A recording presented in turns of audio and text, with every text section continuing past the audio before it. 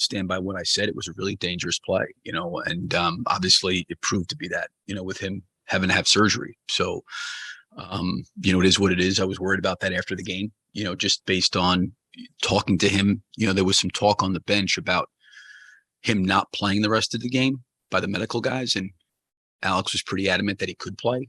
And obviously I trust the medical guys, and we put him back in there and he finished the game. But talking to him after the game and then speaking with him, the next morning, I could tell that there was certainly something wrong. And that's when we had found out that, he had a break and is going to need surgery. Yeah, I mean, I don't know, that's certainly out of my hands. Arturas and Mark, I'm sure, have had, conversations, with the league in more detail about, what should happen.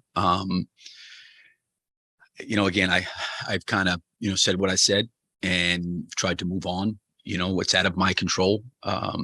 Those aren't decisions that, I'm in a position to make.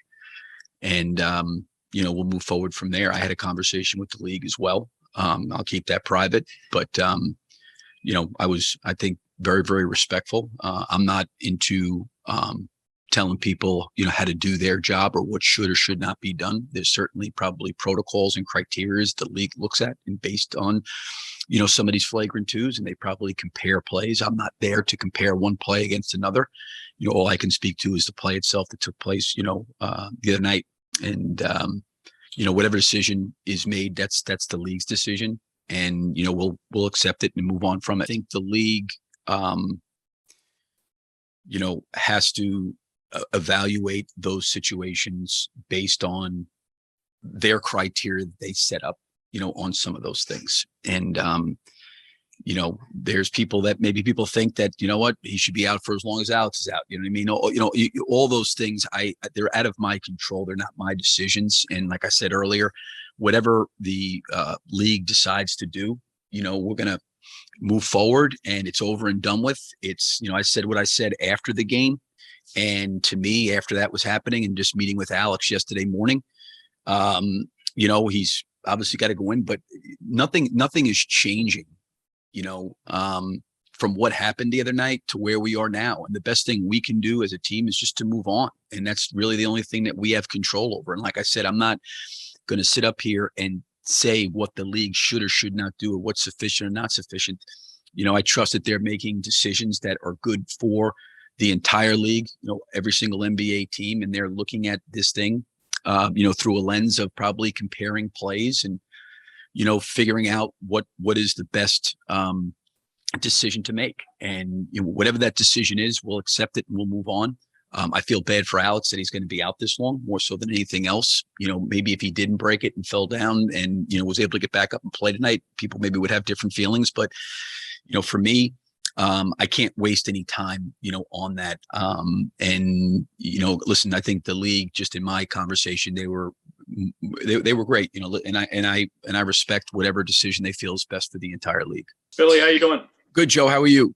Good. Hey, real quick, I know you're standing behind what you said the other day about Grayson, and obviously a lot of his teammates and his coach have come to his side the last couple of days and talked about his stay and his being a teammate with Milwaukee and judging him on that. Is it fair that he should be judged on going back to college? Do you stand by that? And also, do you feel like there will be kind of a code red? I mean, you've seen it in sports before where something happens that one team doesn't like and they play again and there's player justice done. Do you foresee that being an issue moving forward between the two teams? Yeah, I think the first part, Joe, I would, when I made the comment that there's been a history there, I don't think anybody necessarily should be evaluated on their past. I was just making a point that was not the first time that something like that had happened. Certainly his time in college and every incident, everything that happens is totally different. So I just don't want to obviously, say that he should be evaluated on what took place in college. Everybody matures and grows and gets better. And his experience in college is his experience in college, just as his experience in the NBA is that of the NBA. I would just say this. I totally get and understand teammates supporting another player. I mean, that's the right thing to do, and they should do that. But my question would be, is if the roles were reversed and it was Alex Caruso that took down Giannis or took down Middleton or took down Drew Holiday in the same way, sounds like those comments would be that they would basically be saying that that's okay. It wasn't really a malicious act. So I think you have to look at it. If it happened to those guys, would that actually be the same response, or would there be a different response?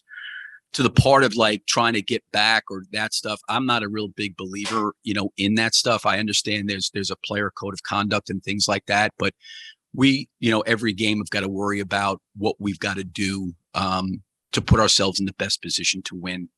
And I'm not somebody that's going to sit there. It's over and done with. It's happened. We got to move on. And whenever we play them again, we'll have to play them again. I'm sure there'll be emotions in the game, but I don't feel like the kind of guys that we have here, they're just trying to do what they can do to have a successful season. And I think that's really where they would put their focus on.